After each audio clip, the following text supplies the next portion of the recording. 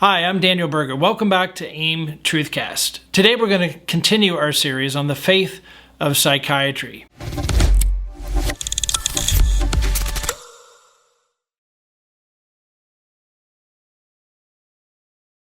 Today we're going to begin looking at the uselessness of psychiatry. And that may seem harsh at first. But I want to point out that there are valid fields of medicine that when there is a valid medical condition, we can send people to. And so, for example, the difference between neurology and psychiatry, which in this video we're going to be examining. What is it that psychiatry says that they do that differs from neurology? Well, first of all, we are not talking about the brain, even though that is said to be the central place of the mind, or where the mind is formed. That's materialism. We are talking about the immaterial nature, again, what seculars prefer to call consciousness. The Bible calls the soul. We are also looking at the soul's phenomena, very real phenomena that occur, that we experience, that we perceive. For example, anxiety. If I tell you that I'm anxious, you know exactly what I mean by your own phenomena, by your own experience with anxiety. And yet we can't compare them. We can compare phones, we can compare glasses, we can compare height. We cannot compare the internal, inorganic phenomena, and yet they're very real. No one is denying that anxiety is not real, which is interesting because it is inorganic. It is unapproachable within the scientific method. And so we can't say on a scale of 1 to 10, how anxious are you, because whose scale are we referring to? There is no standard even to measure, to observe, to truly understand the phenomena that someone is experiencing that we call anxiety. Yes, we can study the body where anxiety meets the body, because we are not disconnected spiritually and physically. But studying the body is not studying anxiety. It's just merely addressing how anxiety affects the body, where it correlates. That is not studying anxiety. Don't be deceived by that. And yet that's what we're told as well. Psychiatry claims to study and be the authority over the soul's phenomena, things like anxiety and delusions and sorrow, high opinion of oneself, what the world calls narcissism, and on it goes. These are real things that exist in our souls. Psychiatry also claims to explain human struggles. They explain them as disordered. If your struggles are profound enough, severe enough, that they are persistent enough, then you can be considered disordered. In other words, you are falling outside of what we would expect human nature to look like. It's a very interesting eugenic doctrine that we've discussed. The fourth area is it fails to remedy the soul. In other words, it fails to meet the objectives of restoring the soul, or as objectivism teaches, the premier goal of happiness and rationale, thinking within your own thoughts. You become what you want to be. Don't let anyone stop you. This is a humanistic doctrine that plays on self-esteem, self-actualization, self-realization. You need to be happy at all costs. And psychiatry, even though they say that they deal with this, has failed to do this. And this is, again, where we get the idea of functional disorders. I mentioned in a previous video that I'm going to do a whole series just on functional and objectivism, and I plan to do that here in the near future. But functional is different than biological. And that is what they're essentially expressing, is that you are failing to meet the objectives of evolutionary standards versus failing to meet God's standard. Those are antithetical. God doesn't desire for us to be happy. He desires for us to be complete, to be holy, to be mature. And that happens through knowing Him, which in turn will lead to genuine joy, genuine satisfaction through Him alone, genuine deliverance, and on it goes. Psychiatry also claims to equip people to deal with the fallen reality of things done under the sun. If you think about why psychology even exists, is they are trying to figure out everything that is done under the sun. It's similar to what Solomon tried to do in Ecclesiastes chapter 1. That is what psychology is. It's trying to form wisdom about everything done under the sun. And sadly, psychiatry has failed. So their usefulness, if you would, for materialism really falls under these 5 different things. However, they have failed at all 5 of these things, and that's why it's useless. And that's why I've titled this as it is. I'm not trying to be harsh. I just simply want to point out these are the things that God has done. He's defined our phenomena. He can remedy our phenomena. He says to trust in Him for our anxiety. He says to turn to Him. Though we sorrow now, there will be joy. And we don't sorrow like those who have no hope. On it goes. God is the answer. So psychiatry is not really dealing with medical issues per se. Now, again, I want to stress that a lot of what we're labeling goes back to valid medical issues that have been overlooked. But when those are discovered, they're actually distributed to the right fields of medicine. Psychiatry no longer has them in their care. So if a genetic problem is found, like for example, if MTHFR polymorphism, there's 2 specific strands that can cause severe sleep problems because of metabolic issues, then psychiatry, if that's discovered, no longer will be treating those people. And in those cases, they should go to doctors that can actually help them to resolve the underlying issue versus the symptoms that have gotten them a psychiatric diagnosis. Dr. Weiss Aftab, who the Lancet named as one of the most influential psychiatrists of our time just this past summer, wrote an article in Asterisk magazine. And listen to the title of the article. He states, "You aren't in the DSM." Boy, what a beautiful title. I wish I had that for a book. But I want you to hear what he has to say in that article. It's an incredible article. He says, once we relinquish the idea that diagnosis must carve nature at its joints, in other words, to prove to be physical in nature, the DSM is revealed for what it is, a practical, serviceable tool. It doesn't capture whatever distinctions exist among the causes and mechanisms of mental disorders, but it does describe meaningful patterns of symptoms. Across large groups, diagnostic categories correlate with differences in trajectories, treatment responses, personality traits, and physiological processes. But it is also abundantly clear that these syndromes are not disease entities like rubella or Huntington's disease, illnesses with a defined cause, set of characteristics, and a distinct course. Psychiatric disorders are, in the stark words of psychiatrists Bruce Cohen and Dust Unger, heterogeneous, and that just simply means they're not one thing. There's not a thing that you can call schizophrenia or bipolar. They're just all over the place. Heterogeneous and always and at all levels studied in cause, mechanism, and expression of illness. The DSM was never crafted with the purpose of helping individuals make sense of their own psychological struggles. I'm going to reread that because it is so profound. The DSM was never crafted with the purpose of helping individuals make sense of their own psychological struggles, nor is it particularly well suited for that task. The DSM is a tool for clinicians and researchers. It presumes a baseline of clinical training and medical knowledge and an appreciation of the methodological limitations. It is not a guidebook for lay people navigating their inner worlds. But what is so troubling to me is once a person is given a label from the DSM, that person often takes on that identity. I am bipolar. I am depressed. They begin to look at themselves and to navigate life through that DSM label, even though it is simply a category. It's a eugenic category that they were cast into. It's not an actual diagnosis. It doesn't explain why they are struggling in the way that they're struggling. And so I love that he titles this, "You Aren't in the DSM." The DSM was not crafted for the purpose of helping individuals make sense of their own psychological struggles. It's not meant to make sense of who you are and what's going on. It's actually for the doctors, as he says. It's a tool. It's a utility.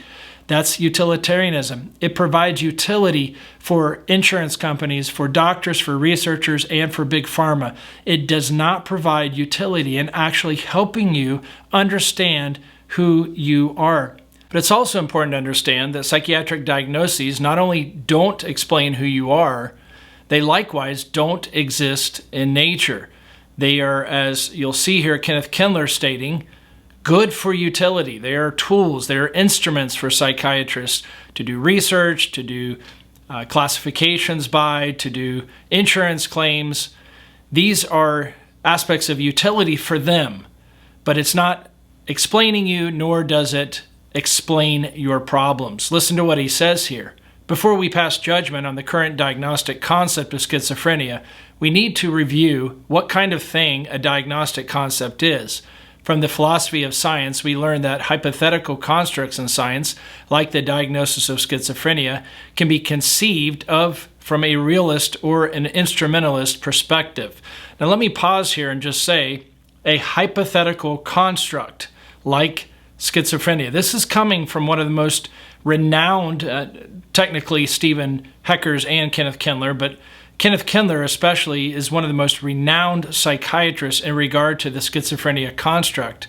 And number one, he's calling it a hypothesis, a heuristic construct, something that can be suggested as true to be pursued in research to see if it's true or not. The problem for them is that in science, some things get discredited. In other words, they never arrive at being validated.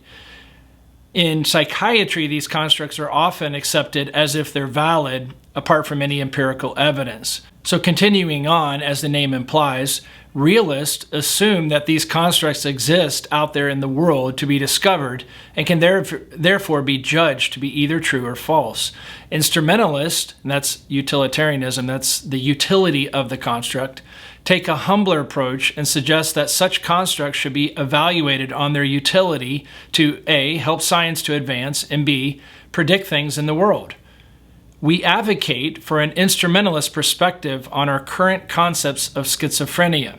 And by the way, let me just pause here and say he's admitting that there is no real thing in nature that somebody can say is schizophrenia. It's just a useful or heuristic construct. And you'll notice this is published in the Schizophrenia Research Journal. It is a highly acclaimed research journal that has recently changed its name in accordance with this very truth to a, if you would, subtitle to involve psychosis, because they're realizing that there is no such thing as schizophrenia. It's just schizophrenia of unknown cause or unknown etiology. There is no explanation for why someone's in psychosis. That's the title, schizophrenia. He goes on, given our very incomplete understanding of human brain function, the historical contingency of the dementia precox schizophrenia syndrome, where would we be if Kraepelin had stayed in Wundt's lab doing psychological experiments his entire career? In the variable history of most psychiatric constructs, consider monomania, hysteria, and masturbational insanity, we consider a realist view of this syndrome to be implausible. Arguing about the truth or falsity of the current schizophrenia concept is then not a useful exercise. Clearly, you can see that these heuristic constructs have failed miserably throughout history. Schizophrenia will likely be changed. In fact, if you read this entire journal that the world's leading experts, 44 of the world's experts, wrote articles in, 75% argue that the name schizophrenia needs to be done away with. It's just a heuristic idea. Again, it's a failure to explain. Similarly, psychiatrist Paul Manaugh states, without any understanding of normal cognitive physiology, we can't possibly formulate any credible explanations for most psychiatric dysfunctions. Modern psychiatry implicitly acknowledges this ignorance by sparing us the farce of describing diseases in the absence of any established causation. In other words, if there's no explanation for why someone is struggling phenomenologically, why their soul is troubled. Instead, it falls back on the comfortable sound-alike term psychiatric disorders, likely hoping that the lay public won't notice the difference. And sure enough, they haven't. And this is, again, as you can see in Paul Manaugh's new book, How Psychiatry Lost Its Mind and Where It Might Be Found. He's pointing out that these are failures to explain. They don't explain your soul, and they don't explain the phenomena. A couple years ago in the American Journal of Psychiatry, Vaisavtab had this to say: The primary challenge for naturalism is the problem of establishing a satisfactory objective, scientific distinction between normal and abnormal human functioning, and this becomes even more problematic when it comes to issue of mental health and mental disorders. I'm going to do a video here in the future on this very subject. It is an error called untethered deviation. There is no standard of normal by which you can call someone abnormal, and yet they do that over and over again. Continuing on with the quote, as we have discussed, none of the leading naturalist accounts of mental disorders are satisfactory. In other words, the materialism, the bioreductionism, stating that humanity is just biological, there cannot be found in any type of naturalistic account what we're calling the soul or the phenomena that the soul produces. We cannot study scientifically very real struggles of the soul or the soul itself, and therefore naturalism or bioreductionism, materialism, physicalism, all these terms that are used for the same thing, the denial of dualism cannot work. We must get back to a biblical view of human nature. He goes on, furthermore, aside from psychiatry, there are a number of medical disorders such as chronic fatigue syndrome, fibromyalgia, irritable bowel disease, and tension headache that share problems similar to those in psychiatric disorders with regard to the absence of clear biological markers and lack of well-defined underlying biological dysfunction, which does not fit in a naturalist account. In essence, many of the medical disorders cannot be adequately conceptualized in naturalistic terms, which questions the utility of naturalism and the expectation that psychiatric disorders should not conform to naturalistic accounts remains without sufficient justification. So he's saying, is there utility in continuing this materialistic view that creates constructs when they can't explain your problems and denies our dual nature? Is there really consciousness? Is there really a psyche? Is there really a mind? Is there really a spiritual nature? And of course, the scripture says there is. And so he's saying here, it is not providing utility as we have hoped for and as we've advertised. The entire model of humanistic thinking has failed. Now, I want to make it clear that Avais Aftab is not a Christian. I've had the opportunity to dialogue with him on occasion, and he has been very kind to me personally, and I've appreciated that. However, I want to make it clear he's not advocating necessarily for biblical dualism.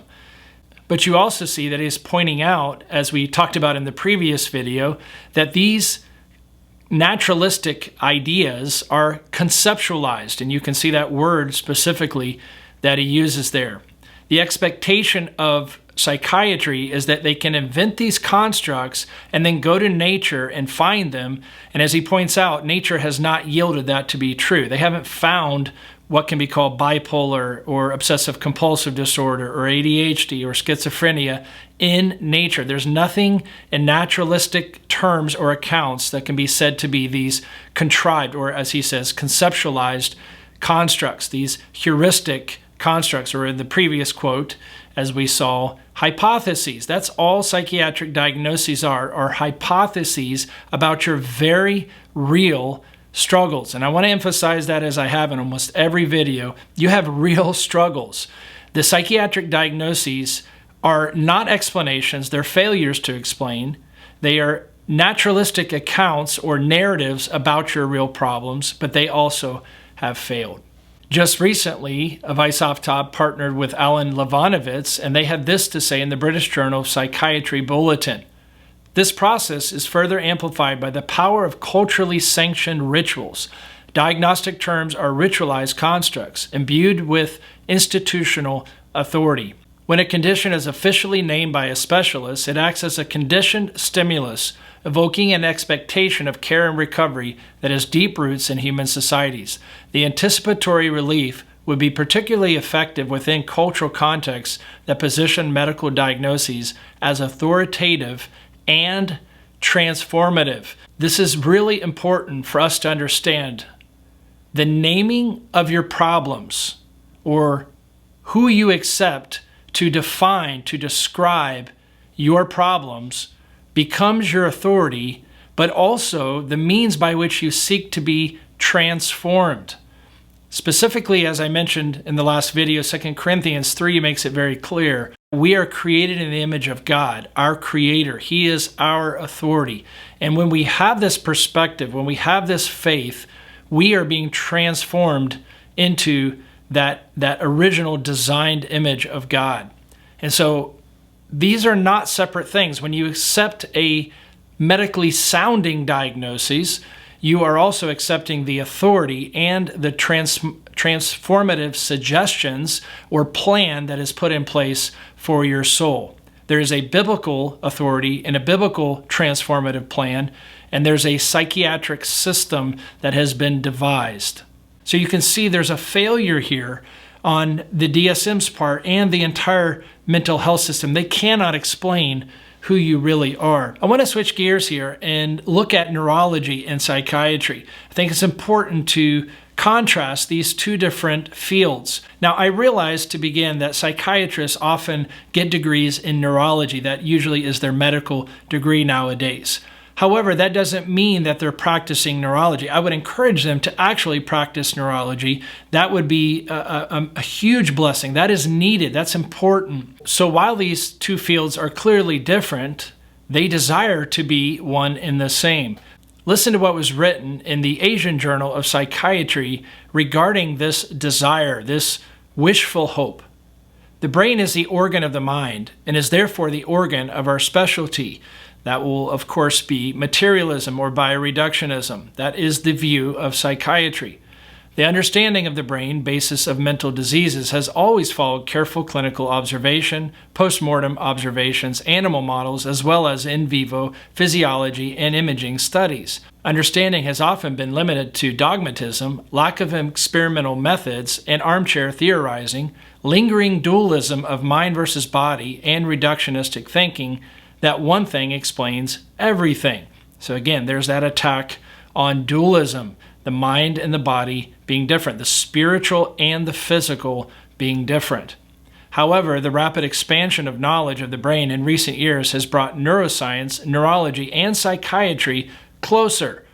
This raises the hope for tipping point for transforming psychiatry into a clinical neuroscience in the near future, and thereby improving the diagnosis and management of these highly disabling illnesses.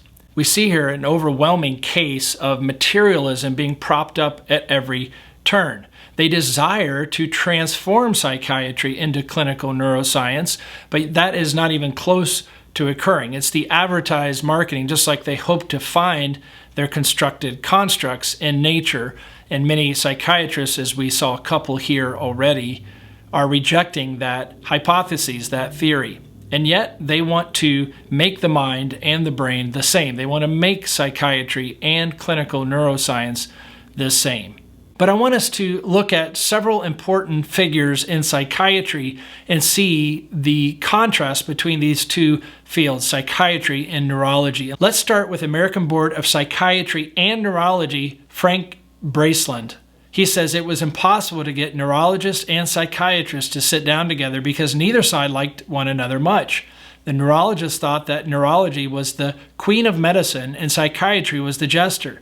The psychiatrists, meanwhile, insisted that neurologists preached neurology but practiced psychiatry. There's a difference between neurology and psychiatry. One claims to do the other, but they're really distinctly different fields. They're looking at one, the inorganic nature, and the other, the organic nature.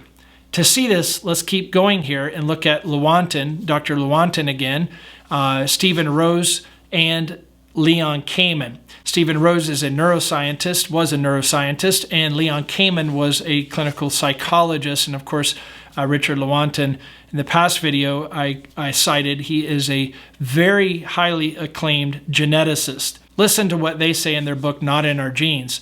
At an earlier time, psychiatrists and neurologists chose to distinguish between organic and functional nervous disorders. In organic disorders, there was something obviously and demonstrably wrong with the brain.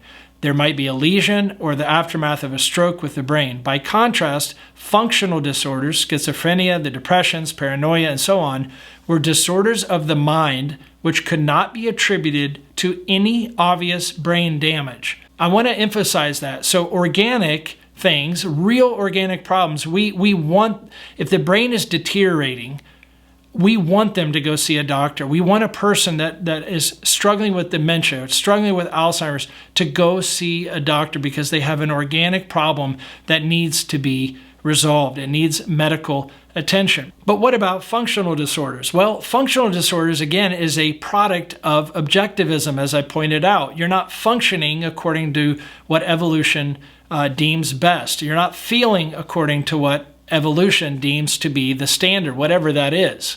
And so they've invented this idea of functional. Now, I'm not saying with people who are labeled as schizophrenic that there are not medical issues. As I've stated over and over again and written in my book, The Schizophrenic Unicorn, sadly, the eugenic label of schizophrenia covers valid physical problems, whether that is alcohol, whether that is cannabis withdrawal, whether that is Huntington's disease, whether that is Lyme's disease, whether that is neuroencephalitis, and on and on and on it goes. So organic problems then need a neurologist. But when there is nothing, when they can't explain it, when they can't find anything in the brain, they call it a functional disorder, and a psychiatrist is now handling that. That is important to distinguish between the disorders of the mind, as you see them quote here, and the disorders of the body, the actual problems in the body, and they mention a stroke as an example. Moving on now, we return to Dr. Lieberman. Listen to what he says as the former president of the American Psychiatric Association. The discovery that some mental disorders had a recognizable biological basis, like autism and Alzheimer's disease, while others did not, led to the establishment of two distinct disciplines. Physicians who specialized exclusively in disorders with an observable neural stamp became known as neurologists. Those who dealt with the invisible disorders of the mind became known as psychiatrists. I just want to lovingly say this to you. This is not my theory. This is not my words. The reason why there are two different fields, neurologist and psychiatrist, is because you have the mind and you have the brain. Neurologists are treating actual physical things, but when there's nothing physical, then the psychiatrist steps in. There's constructs for every different phenomena that can be observed, or group of phenomena that they have chosen to lump together. And so that's why a neurologist and a psychiatrist both exist. So if there are valid physical things, we know for a fact there's valid physical things. Neurology is a gift from God. We can send people to the neurologist. We are all for medical treatment. Praise the Lord for this common grace. But what about the invisible problems? Well, that's just creating pseudo explanations. It's shown itself not to be helpful. In fact, it's shown itself in many cases to be destructive. Again, I'm not criticizing psychiatrists themselves. This is a system that they were trained in. Many people who get into these fields, they really get into the field because they want to help people, or they've had a loved one or them themselves go through some type of crisis, and they don't want that to ever happen to anyone else again. And so there's a real heart, a genuine heart to help people behind this. They're doing their best. It's the system that is broken. I want to make that abundantly clear, as I've done almost in every one of these videos. I now want to cite Dr. Ronald Pice, who's the editor-chief emeritus of the Psychiatric Times. This is the trade journal for the American Psychiatric Association, likely the most powerful organization when it comes to psychiatry. They publish the DSM. They own the rights to the DSM and actually make quite a bit of money every time they publish it. And so it's to their advantage to constantly revise it. We are currently in the DSM-5 text revised. So listen to what Ronald Pice says. We have other reasons to believe that the discourse of psychiatry differs fundamentally from that of neurology, notwithstanding the common substrate of these two disciplines, the human brain. The discourse of psychiatry, notwithstanding its burgeoning interest in neuroscience, remains grounded in human subjectivity and existential concerns. So I want to point this out. They're interested in neuroscience, but really this is about subjective realities and existential. In other words, it's phenomenology, not biology. They're concerned with what is going on in the internal soul, even though they're going to call that the brain. And you can see that materialistic perspective mentioned there. He continues on. This applies not only to psychotherapy, but to psychiatry as a whole. Psychiatry has always been and essentially remains a discourse of interlacing and multi-layered meanings. Neurology is fundamentally a discourse of neuroanatomical and neurophysiological relationships. So we're talking about psychiatry being that which is meaning. What is your meaning? Why are you here? Where did you come from? Where are you going? What purpose do you have in life? This is in regard to the soul. This is in regard to the spiritual nature. And as believers, we understand this is always in regard to our relationship or lack thereof with the Creator God, with the Savior.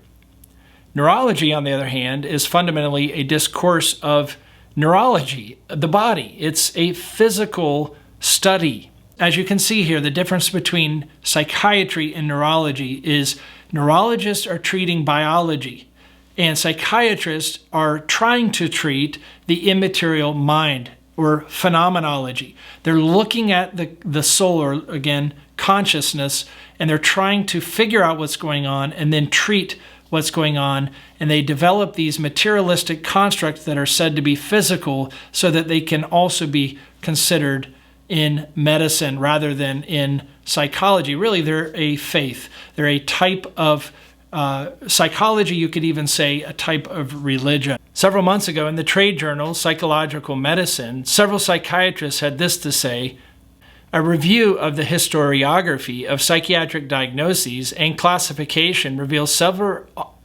alternative theoretical approaches to defining the underlying nature of psychiatric disorders. None have led to a model that is fit for purpose. The current approach, based on DSM and ICD, superficially resembles the approach of standard medical diagnoses, yet we are no closer to a precision medicine in which specific mechanisms and therapeutic targets play a meaningful role. This aspiration constantly seems tantalizingly within reach, but has so far proven to be a mirage. So again, there is no biology to justify DSM diagnoses, or really heuristic constructs.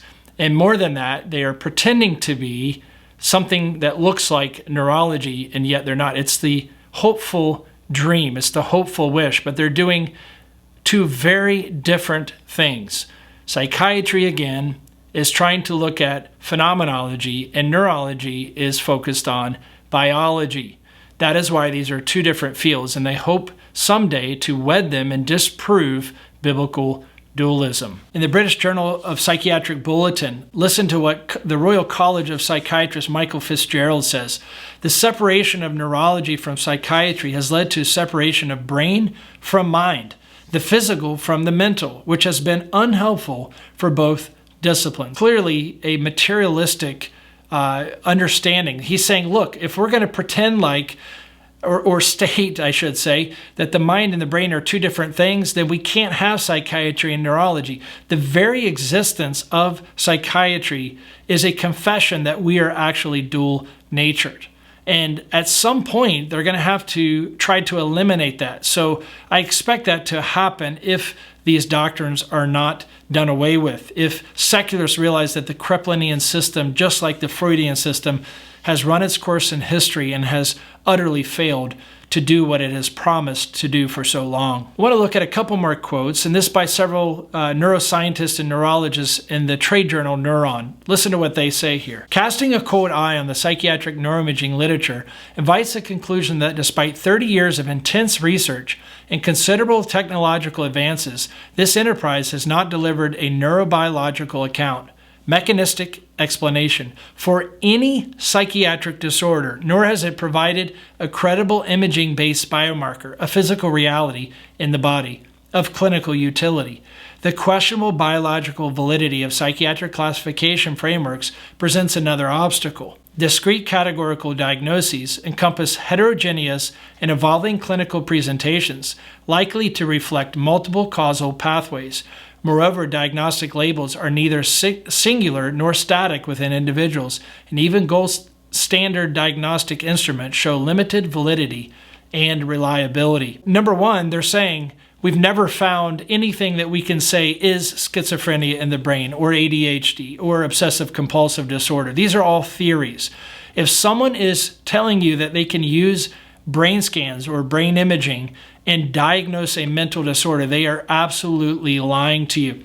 For example, in the DSM-5 text revised, on page 70 on ADHD, it states specifically that there is nothing diagnostic biologically, and that MRIs, functional MRIs, EEGs, any brain scan tool cannot diagnose because they don't know what they're even looking for. ADHD does not exist organically, and yet people are paying thousands and thousands of dollars to get a psychiatric diagnosis by a couple people who even secularists say is selling snake oil.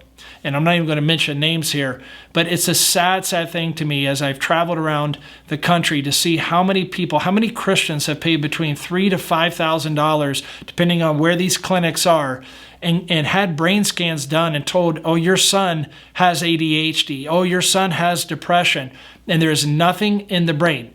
Now, the very fact that quote unquote science is giving an answer and then a remedy is offered is providing hope. And hope itself, the placebo, has shown to be more effective than even drug treatment. So hope is powerful when you're hopeless, when you're in despair. It is incredibly helpful. The problem is, as Proverbs says, when hope is deferred, when it shows itself to be false, it actually makes the heart even more sick. They're being lied to when this occurs, and you can see this very vividly. So all that to say that there is no biology for neurology to step in what we're calling mental disorders, unless there is actually biology that's being hidden by just the psychiatric label and the grouping of symptoms. There's nothing unique that we can call a psychiatric mental illness. It's just a construct that has been created. I want to read another quote from the textbook Psychiatric Genetics. Listen to what clinical psychologists and sociologists have to say. It was the alienists who promoted a new division between physical or physiological and moral psychological heredity. The obstacle they faced was developing a style of reasoning where a taxonomy of moral symptoms was dependent on the body's constitution, thus implicating hereditary transmission. So this is the fundamental of eugenics, stating, okay, there is a moral failure here, or there's a skin color we don't like, there is a hereditary trait or a social mannerism that we don't like, and we're going to call that a genetic problem. We're going to call that a hereditary medical condition. That is fundamental to eugenics. And sadly, whether it's race or whether it's the mental health system, these constructs have been created and people have bought into them. Eugenics is not valid. It is not a valid medical field. I hope everyone agrees on that. It creates constructs and says that these constructs are legitimate science. It's interesting as you study the Holocaust that it said that Nazis were advertising that they were the most scientific and also the most empathetic of all people. And we see what happened there. Throughout history, the claim of things being scientific has allowed much evil to be sold to the general population. I would argue we even saw that just recently in 2020.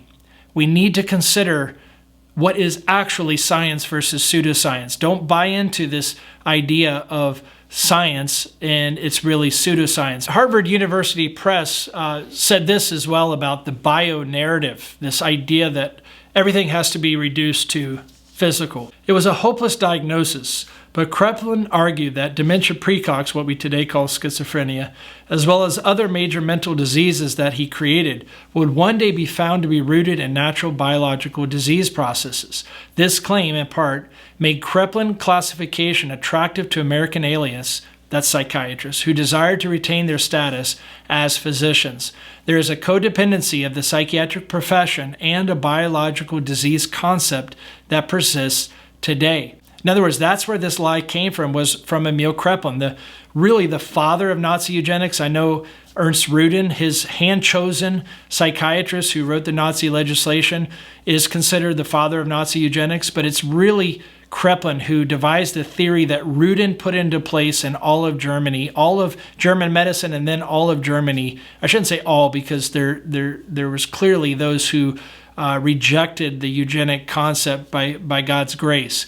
But as a whole, It was Kraepelin that first propagated this psychiatric theory. That is where eugenics sadly came from. And if you're doubting that, you can read my book, Saving Abnormal. I go through the history very clearly.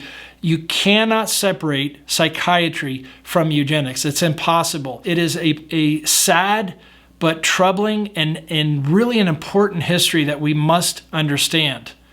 This is what the basis of our mental health system is. Now, Christians, I want to say this with grace, but I want to say it very clearly. You need to understand that when you say that the brain can go bad just like the kidneys can go bad, you're actually propagating this Kraepelinian eugenic concept. He's the one who came up with it. He actually borrowed evidence from Louis Alzheimer, who was in his clinic. He actually used that discovery, a valid medical discovery, and that's why Alzheimer's disease and autism are both in the DSM. I've mentioned this before previously in conferences. But he borrowed that evidence and said, look, we're going to find every single problem that man has, we're going to find it in the brain. And that's where the brain dysfunction theory came from. And that's why they call schizophrenia a functional disorder as well. There's clearly function in psychosis and mania that is not there, once was there. And so instead of just saying, hey, they've lost function, let's go find out why, they're content to say, well, if we can't find out why, let's just call it schizophrenia. And so it is a eugenic concept that enables them to stigmatize, cast people aside into Nazi Germany to actually eliminate them, to kill them off. Over 200,000 people were exterminated who were labeled as schizophrenic or as bipolar. It's a sad history. And I want to share one more with you today from the trade journal Schizophrenia Research. That's from Patrick McCrory. He says it is a serious problem that psychiatry, as a branch of medicine, has been unable to advance beyond concepts formulated over a century earlier. However, there was one key insight from this field trip through the archaeology of psychiatry that forged a new pathway for me, and which was reinforced by my clinical experience with first episode patients. This was recognition of the conceptual flaw underpinning the concept of dementia precox, or schizophrenia. Namely, the decision to blend and conflate prognosis with diagnosis, which was producing palpable intragenic harm to patients and families. And that just simply means, intragenic just simply means that medicine itself is producing the problems. In other words, instead of solving it, the prescribed medicine is actually harming the person worse. We see this sadly on pharmaceutical advertisements where sometimes you walk away from the advertisement saying, why would I take that if there's such a high risk of me dying? Like, which is better for me to have this problem or to, be paralyzed for life or to die? And yet that's what we see, sadly, many, many times over. The quote goes on here, the flaw was the shortcut which used poor outcomes as a validator for a range of syndromal features, featuring earlier in the course as a single diagnostic entity with an assumed common pathophysiology, if not etiology. Kraepelin appears to have been influenced to do so by the breakthrough in dementia, which occurred in his laboratory through the elucidation of the pathological basis of Alzheimer's disease. Believing dementia precox to be the same type of neuropsychiatric disease, but with a more subtle and elusive pathophysiological basis, he took an ill-advised and invalid shortcut.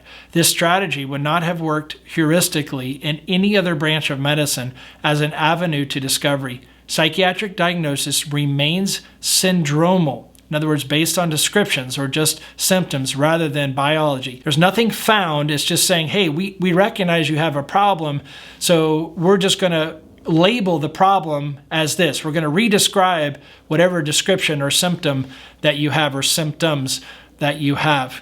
But you can see here McCrory is highlighting that Alzheimer's disease is a biological reality. It is a biological disease. There's plaques and tangles that can be found in the brain, and unfortunately right now they're not diagnostic. However, it is a valid physical disease. And what Kraepelin did, which would never fly in any other field of medicine, he took the evidence that, again, Alzheimer's disease happens, which is dementia. Keep in mind that he was calling schizophrenia premature dementia, and it wasn't until Eugen Bleuler, another eugenicist, called it schizophrenia that name stuck. But Alzheimer's disease was named by Kraepelin. It was Kraepelin who called it Alzheimer's disease, and he took that evidence and said, guys, we found, he called Alzheimer's disease a mental illness instead of a neurological problem, a neurodegenerative disease. And that was his first mistake. It is still considered to be a mental disorder, a neurodegenerative disease. That's why it's contained in the DSM-5 today. It is still selling or propagating this brain dysfunction theory that is a false theory. It has been disproven. There is nothing. In fact, if it's called a mental illness, it's because there is nothing biological that can be said to be what we're saying is a disease, and yet it's being called a disease. So I want to end today by making it very clear that we are all for valid medicine. Thank God for this common grace. And when there are valid physical problems, we should send them to neurologists. We should send them to geneticists, and on it goes. But when there are problems of the mind, or someone is not sure why someone is struggling with very real symptoms, very real phenomena, it is unhelpful to devise pretend labels and say that is what is explaining a person's problem. And if you are not doing that, if you are not accepting a psychiatric label as an explanation, then what is the value? Just to get insurance? In videos to come, I'm going to propose a new paradigm. I'm going to propose a way that insurance companies can still have a classification in order to treat people without the deceit of the Kraepelinian model, without the underlying false doctrines, without the misleading that someone's problems have been discovered in their body. And that will allow us to not only treat and help people until we can find what is wrong, but also look and continue to look for the actual underlying issues, whether those be spiritual or physical. Well, I hope this video has been helpful. I hope you will consider even further how dangerous psychiatry is and what a detriment it has been to our society. Again, this is not an insult to any person. We're wrestling against principalities and powers and doctrines raised against the knowledge of God.